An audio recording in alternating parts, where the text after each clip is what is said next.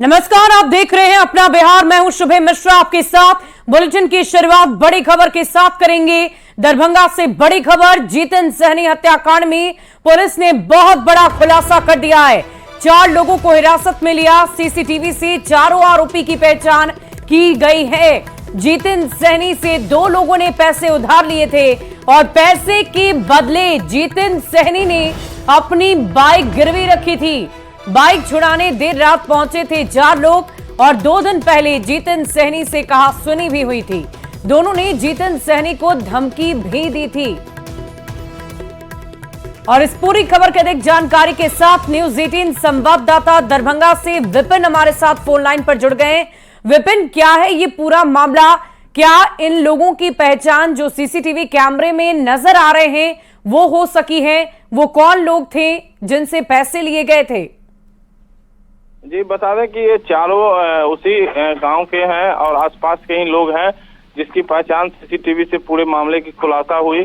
क्योंकि चारों रात में पहुंचे थे उनके घर और रात में भी उनके घर पहुंचे थे। इसलिए पहुंचे थे चूंकि इन लोगों ने उनसे जितेंद्र सहनी से ब्याज पर रुपये ले रखा था और रुपये के लेन देन का विवाद 2 दिन पूर्व से ही चल रहा था।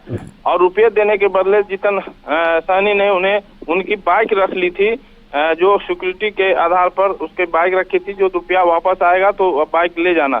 लेकिन उस रात जो है ये लोग पूरे प्लान के साथ वहां पहुंचे और उनसे जाके कहा सुनी हुई हो, जो बाइक अपना लेने गए थे, जिसके बाद कहा सुनी हुई होगी और कहा सुनी के बाद ये इतनी बड़ी घटना को अंजाम दिया गया होगा।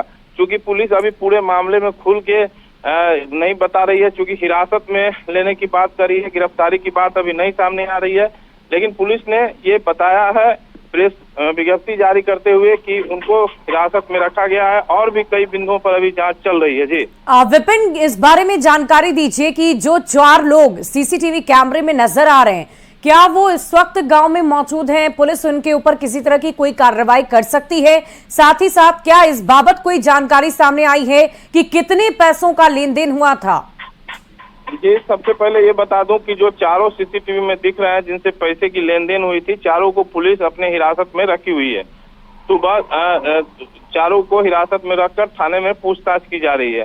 पैसे का अभी खुलासा नहीं हुआ कि कितने पैसे उनसे लेन देन किया गया था, लेकिन चूंकि वो पुलिस कह रही है कि आगे जो खुलासे किए जाएंगे। लेकिन पैसे की लेन देन हुआ था, वो भी ब्याज पर जितेंद्र सहनी ने इन चारों में से 2 को दिया था और दोनों लोगों का जो एक बाइक था उसे जितेंद्र सहनी रखे हुए थे अपने पास सिक्योरिटी के आधार पर कि जब पैसे वापस दोगे तो बाइक देंगे। और इसी बाइक की लेन देन, पैसे की लेन देन तो नहीं थी, लेकिन बाइक लेने के लिए ये लोग रात में पहुंचे थे और बाइक जब नहीं दिया गया, कहा सुनी हुई, उसके बाद ये घटना को अंजाम दिया गया। वाकई विपिन, ये बहुत ही जघन्य अपराध इन अपराधियों की तरफ से किया गया है। इस पूरे मामले को लेकर लगातार पुलिस की तरफ से युद्ध स्तर पर जांच जारी है। देखने वाली बात होगी कि इस पूरे मामले में और क्या कुछ नए खुलासे सामने निकल कर आते हैं। बहुत बहुत शुक्रिया आपका हमारे साथ जुड़ने के लिए। और पिता की हत्या के बाद वीआईपी प्रमुख मुकेश सहनी दरभंगा के बिरौल में अपने घर पहुंचे। मुकेश सहनी के घर पहुंचते ही माहौल काफी गमगीन हो गया। पिता का शव देख मुकेश सहनी बहुत भावुक हो गए। मुकेश सहनी के पहुंचने के बाद बहुत बड़ी संख्या में लोग एकत्रित हो गए। मुकेश सहनी ने अपने पिता की अर्थी को कंधा दिया।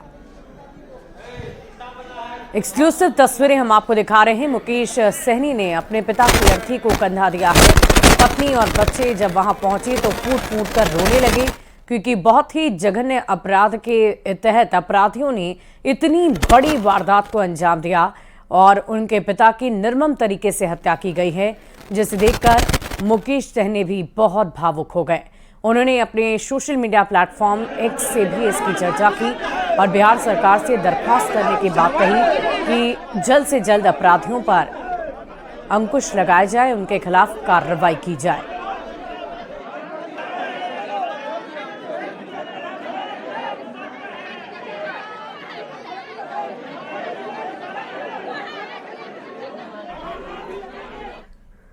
और मुकेश सहनी के पिता की हत्या पर सियासत बेहद तेज है। तेजस्वी यादव ने सरकार पर जोरदार हमला बोला। तेजस्वी यादव ने कहा कि सरकार का इकबाल ही खत्म हो गया है। बिहार में लगातार हत्याएं हो रही है।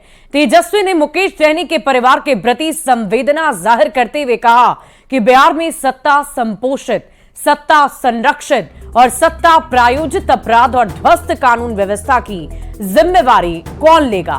तेजस्वी ने कहा कि बिहार में गुंडा राज कायम हो गया है। से लगातार बिहार में अपराध बढ़ता जा रहा है।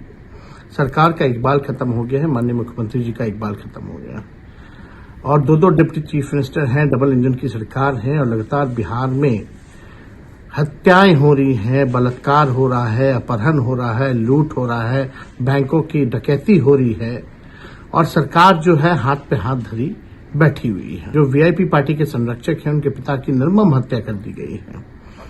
इसका हम लोगों को बहुत दुख है और पूरे परिवार के प्रति हम लोगों की संवेदना है। इस दुख के घड़ी में ईश्वर जो है उनको मजबूती देने का काम करे और हम कह सकते हैं कि सरकार द्वारा ये संरक्षित अपराध है, संपोषित अपराध है, ये प्रायोजित सरकार द्वारा है।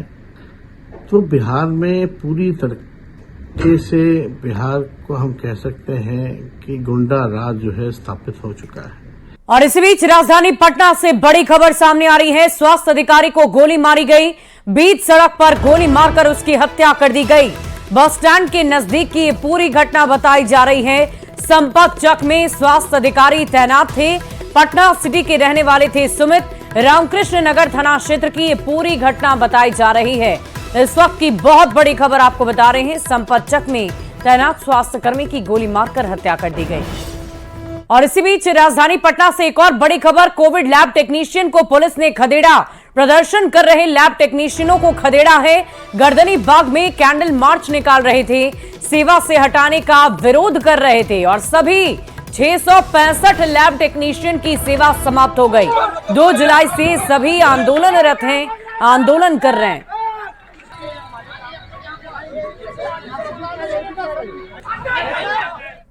और इसी बीच राजधानी पटना से ही एक और बड़ी खबर का रुख करेंगे। 4 अधिकारी और 12 कर्मचारी पर एक्शन।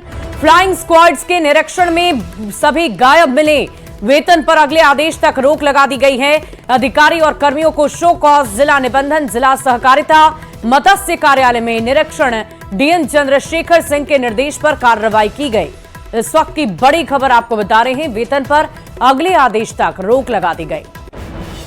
और इसी बीच राजधानी पटना से एक और बड़ी खबर। हेडमास्टर और हेड शिक्षक का रिजल्ट रोका गया।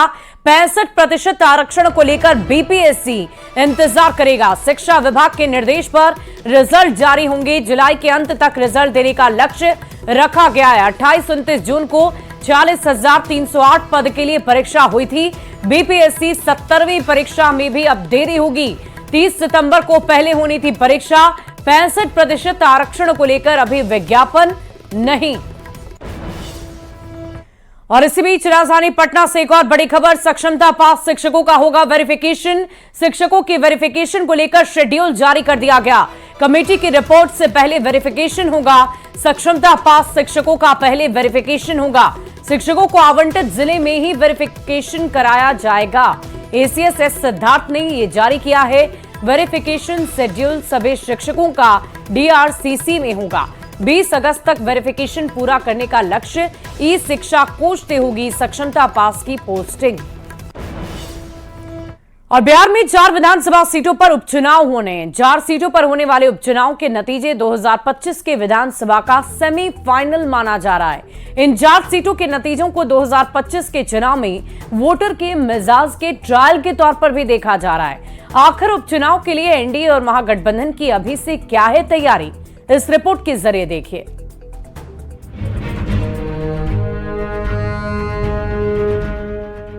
लोकसभा चुनाव के नतीजों के बाद 2025 में होने वाले विधानसभा चुनाव पर अब सबकी नजर बनी हुई है। पर उससे पहले बीजेपी अपने सहयोगियों के साथ 4 सीटों पर होने वाले विधानसभा उपचुनाव में जातीय समीकरण के साथ ही ग्राउंड पर वोटर्स के मिजाज को भांपने में जुट गई है। तो महागठबंधन के नेता पिछले चुनाव से सबक लेते हुए नई रणनीति बनाने में जुटे हैं। सियासी रणनीति पर बात करें उससे पहले जानिए किन 4 सीटों पर उपचुनाव होना है। बेलागंज, इमामगंज, रामगढ़ और तरारी सीट पर उपचुनाव। बेलागंज से सुरेंद्र यादव के सांसद बनने से खाली हुई सीट। इमामगंज से जितन राम मांझी के सांसद बनने से खाली हुई सीट। रामगढ़ के विधायक सुधाकर सिंह सांसद बन गए। तरारी के विधायक सुदामा प्रसाद भी सांसद बने। 4 सीट की चुनावी जंग के लिए बीजेपी ने कमर कस ली है। पार्टी में सीटों का बंटवारा भी तय हो गया है। बीजेपी 2 सीट पर, जेडीयू 1 सीट पर और हमने 1 सीट पर चुनाव लड़ने की तैयारी की है। बीजेपी सभी 4 सीट पर जीत के दावे कर रही है। 4 उपचुनाव में एनडीए गठबंधन प्रचंड बहुमत से बिहार में जीतेगा और वो भाजपा को आईना दिखाना चाहते हैं। अरे अपना हाल देखिए, तीसरा नंबर की पार्टी रहे हैं बिहार में। अब दावा कर रहे हैं कि बिहार में 4 जगहों पर जो विधानसभा के उपचुनाव होंगे वहां इनके प्रत्याशी जीतेंगे। ये लोग मुगालते में हैं। फिर नतीजे उसी दिशा में होंगे। हर जगह इनके प्रत्याशियों की बुरी हाल होगी। आने वाले उपचुनाव में भी उनका वही हश्र होगा जो 2010 के चुनाव में हुआ था और आने वाले 25 के चुनाव में भी उनका वही हश्र होना है। नील बटा सन्नाटा होंगे। 10-20 सीटें आ जाएं, 25 में तो हम नहीं कर सकते। इस उपचुनाव में तो 0 रहने वाले हैं। बीजेपी चाहे जो भी तैयारी कर रही हो, आरजेडी की ओर से खुद 3 सीट जबकि माले को 1 सीट तरारी पर लड़ाने की प्लानिंग चल रही है। वैसे हाल ही में रुपौली में हुए उपचुनाव के नतीजों ने भी आरजेडी को सोचने पर मजबूर कर दिया है। 4 विधानसभा क्षेत्र में उपचुनाव होना है और उसमें राष्ट्रीय जनता दल और इंडिया गठबंधन, महागठबंधन पूरी मजबूती के साथ, अपने संकल्पों के साथ सभी एकजुट होकर के चुनाव लड़ने का काम करेंगे। जो 4 विधानसभा उपचुनाव है उसमें 3 पर राष्ट्रीय जनता दल और 1 पर माले चुनाव मैदान में रहेगा। जाहिर है रुपौली के झटके से अभी दोनों ही गठबंधन उभरी नहीं है, पर 4 सीटों पर होने वाले उपचुनाव को लेकर अभी से ही दोनों खेमे की ओर से नई रणनीति बनाई जा रही है। पटना से रवीश नारायण की रिपोर्ट। और इसी बीच मुजफ्फरपुर से एक बड़ी खबर, पुलिस टीम पर रोड़ेबाजी हुई है। डीजे जब्त होने पर उग्र हुई भीड़। मुहर्रम के लिए डीजे को लाया गया था। प्रशासन ने डीजे पर प्रतिबंध लगाया और इसीलिए पुलिस पर रोड़ेबाजी की गई। कई उपद्रवियों को पकड़ा गया। फिलहाल स्थिति सामान्य है। अहियापुर थाना क्षेत्र की पूरी घटना बताई जा रही है। मुजफ्फरपुर से एक्सक्लूसिव तस्वीरें। और अनंत